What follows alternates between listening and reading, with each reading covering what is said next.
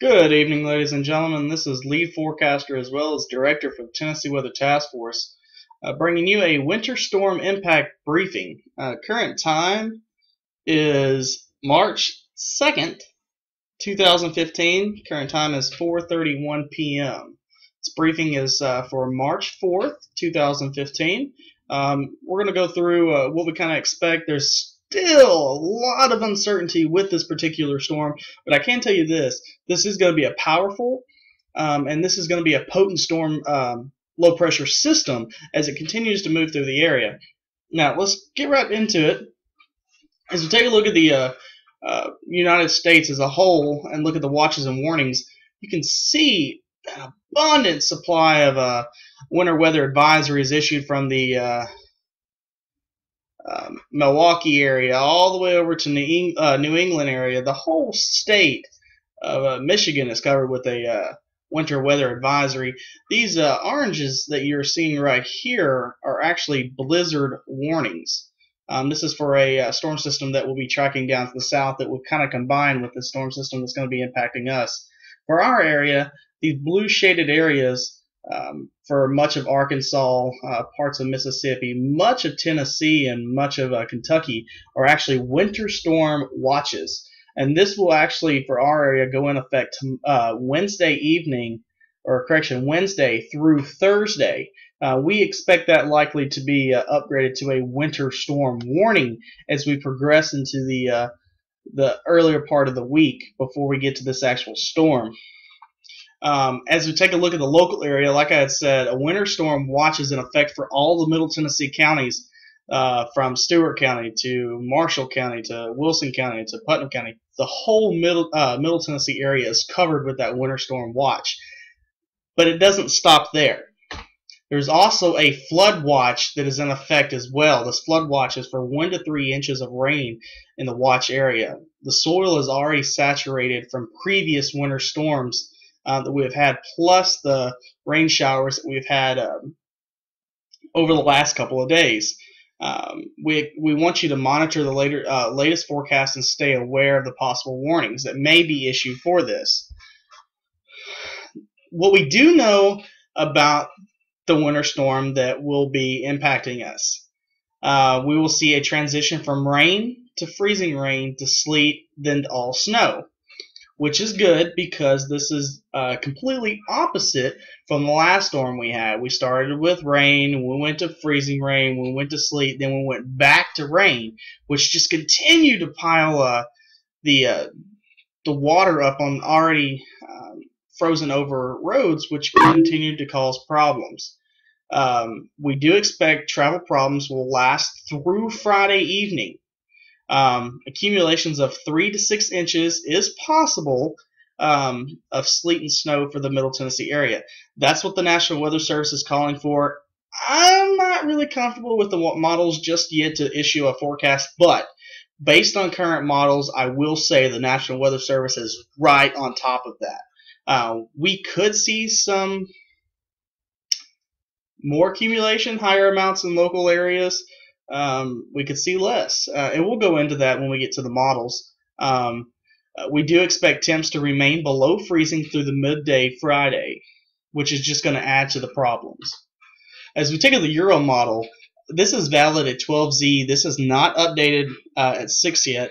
But wow, the Euro model is just going crazy with this storm system. Accumulations from Perry to Williamson County to Wilson County, all the way up to Clay County, could see as much as 10 inches. Some areas, such as Dixon County, could see as much as 13. Again, this is just a model, and I'll tell you in a second.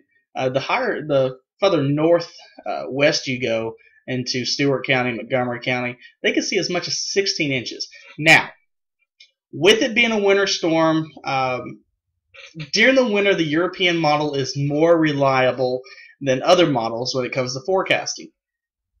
But I don't believe this. I believe that the European model is confused and it is over forecasting. It's overdoing it. You're not going to see a forecast issued by us or the National Weather Service with 10 inches of snow. There's not enough agreement between the models. Now, this is what we're talking about. This is the Canadian model. This, again, is valid at 12Z noon. It has not been updated yet. The Canadian model tracks the low further into our area, which pushes the snow more to the northwest. Stewart County, Montgomery County, you could see about 2 inches, 2 to 4 inches. Canadian model kind of lags when it comes to this kind of stuff. But in order to get a complete understanding, we kind of want the models to come together, and we kind of want them to be in agreement. Right now, the models are everywhere. So we're trying to decipher which model we believe has the best handle on the situation as we get in more into the forecast. The GFS model, this has been updated. This is the 12Z, or correction, 18Z, which is valid today at 6 p.m. The European model and the GFS model are in agreement that we're going to see a high accumulation snowfall rate. Now, that doesn't mean that that's going to happen. This is, again, it's just a model. We're going to have to see will the moisture actually build past the cold front when it comes through. There's going to be enough cold air in place, but we got to make sure there's going to be enough moisture. And sometimes these models, they really can't depict how cold it is or how much moisture is in the area at the time. So we're going to have to wait and see on that. But the GFS wants to bring that snowfall in earlier than actually anticipated by other models. So like I said, there's still a lot of uncertainties as of right now. The next question is, are you prepared for the storm? As a Weather Ready Nation ambassador for the National Weather Service and NOAA, we strive to make sure that people are prepared for extreme weather such as this. Some things that you should remember: dress in several layers of lightweight clothing, wear mittens and a hat, preferably the ones that cover your ears to prevent frostbite and other winter problems. Minimize travel. If travel is necessary, keep a disaster supply kit in your vehicle. That means blankets, drinking water, stuff like that, just in case you do get stranded on the side of the road. We had that problem last winter storm we had, and if the roads are too bad, it's impassable, then it kind of takes a little bit longer for public service agencies to get out to you. And National Guard was actually deployed to the interstates last time to help those stranded motorists. Another thing you should remember is winterize your vehicle and keep the gas tank full. By keeping the gas tank full, it prevents your fuel lines from freezing. Another thing is, I don't know about you guys, but my pet is kind of like a family member. I'm not going to let it stay outside, so bring your pets inside during winter weather. If you have animals, livestock, move them to a sheltered area where there's non-freezing drinking water. They've got to have that. And another thing you should always remember is leave your water running in your house, even at a trickle. It helps prevent your pipes from freezing. Our Nexel alert does save lives. For instance, last event, Putnam County had problems with power. Power was out for several days. We encourage everyone, if you have an elderly person and you're close to you, or just yourself, this definitely helps you and your family. If you do not have access to a reliable weather source, we encourage everybody to get a NOAA weather radio. But if you do not have that, please send the key text word TNWX task, all one word, to 888-777. When warnings or advisories are issued, we send those directly to your email and your phone. For instance, if Putnam County issues a civil emergency and says road conditions are too hazardous, we can relay that to you directly. If not, you're not going to know that. As well as shelters that may be available if you need them. We can also send that directly to your phone. It really does save lives. Some things that we will be doing, we will have storm spotters out in the field feeding us reports. The reports go directly to the National Weather Service. Our Zello dispatch channel, for the first time ever, we talked to some great folks at the Severe Weather Awareness Day that really wanted us to do this, and we're going to give it a shot, and we're going to see how it works.